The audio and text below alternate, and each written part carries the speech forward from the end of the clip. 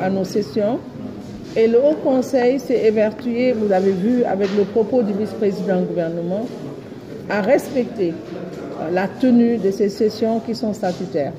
C'est une des obligations de l'institution de réunir ces organes, que ce soit l'Assemblée plénière ou même les commissions.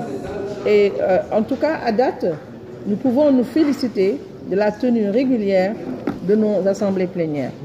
Et pour cette session, elle porte sur le partage donc des orientations du plan d'action prioritaire 2024-2028, des projets phares et des réformes clés du plan Sénégal émergent. Nous savons que ce document vient d'être adopté et nous avions déjà élaboré, nous, notre plan triennal. Il s'agit aujourd'hui de faire en sorte qu'il y ait une congruence entre ce que nous avions prévu, session que nous avions tenue ici, et ce qui est prioritaire pour le plan Sénégal émergent.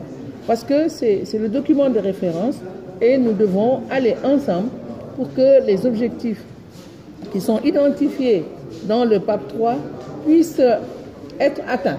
Donc la partition du Haut Conseil va se jouer à travers donc ce partage d'informations sur les orientations.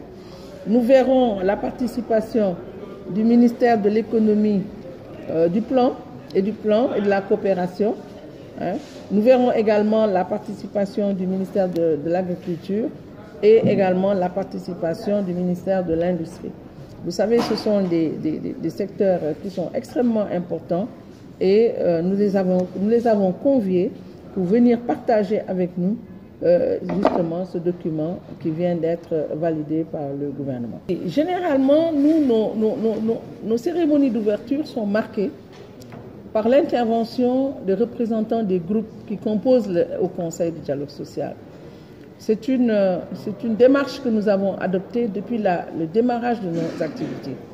Nous avons toujours le propos du vice-président travailleur, nous avons le propos du vice-président employeur, en son absence, celui qui le supplée, et nous avons le propos du gouvernement. Et ce que vous dites là, je pense que c'est le représentant du vice-président employeur qui a abordé ces questions de continuité du service en période préélectorale ou électorale. C'est vrai, le Sénégal va aller de plein pied dans cette période. La Sénat vient de prendre un acte pour fixer les dates de la pré-campagne et la date de la campagne, les dates de la campagne. Je pense que le Sénégal est un pays qui est quand même, qui a sa marque de démocratie.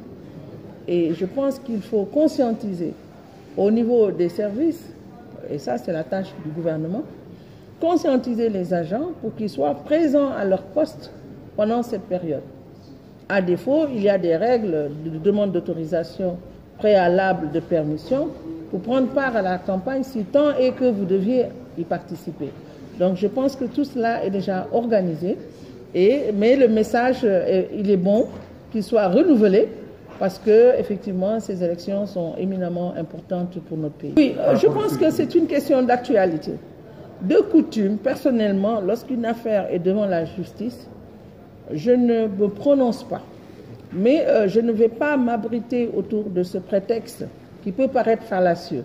Sur cette question, je pense que véritablement, il y a un problème. Il s'agit de voir là où les procédures n'ont pas marché. Qu'est-ce qui n'a pas marché? Il y a la procédure judiciaire, mais il y a aussi la procédure administrative.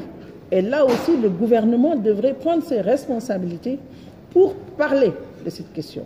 Jusqu'à présent, il n'y a aucun communiqué du gouvernement sur cette affaire qui quand même implique des services de l'État. La petite enfance est prise en charge par la cellule d'appui à la protection de l'enfance. On a entendu le directeur, je l'ai entendu, mais la voix autorisée, qui est celle de M. Hamidou Kassé, je pense que j'ai entendu dans un organe de la place, je pense est tellement importante que dire que sur cette affaire, le Premier ministre a dit qu'il va renforcer la cellule d'appui à la protection de l'enfance, je pense que ce n'est pas cela. Soit il n'a pas dit tout ce que le Premier ministre a dit, ce que je comprendrai bien sûr, soit ils ont oublié la question de la responsabilité. Aujourd'hui, il s'agit de situer les responsabilités, mais de façon administrative, de façon pas distincte de la procédure judiciaire, mais de façon administrative. Parce que c'est une question, la petite enfance, qui est logée, soit il y a la CAP, ce qu'on appelle la cellule d'appui à la protection de l'enfance, il y a le ministère de la Femme également qui est là, et maintenant c'est le ministère de la Santé, avec l'exercice illégal de la profession de médecine. Vraiment, je suis sidérée par ce qui s'est passé dans cette affaire. Nous allons découvrir avec le ministère qui sera là. Nous le savons, mais nous partageons les orientations. Donc les ministères que je viens de citer seront présents et chacun va décliner pour chaque secteur ce qu'il y a. Je ne veux pas anticiper sur les travaux. Non, je pense que nous sommes membres du comité électoral. M. Barry, expert Barry, est membre, représente le Haut Conseil. Mais vous avez noté une faible participation. Ça, de toute façon, c'est la conclusion déjà qui est tirée à la suite de la tenue de ces élections. Une faible participation qui n'a pas atteint le taux de 35% que malheureusement j'ai eu à faire, ou heureusement, quand j'étais aux commandes. Donc, à l'époque, nous avions eu un taux de participation de 35%. Aujourd'hui, on est à 26, 27. Je pense que c'est peu. Il y a beaucoup de choses à faire en termes d'information pour que les travailleurs comprennent que c'est des moments forts où ils doivent participer à la vie justement des centrales syndicales. Maintenant, il y a la question de la désyndicalisation. Et cette question est importante pour les centrales syndicales qui doivent se repositionner dans le secteur du travail. Parce que si les gens ne se syndiquent plus, ce n'est plus la peine qu'il y ait des centrales syndicales. L'appel, c'est véritablement des élections apaisées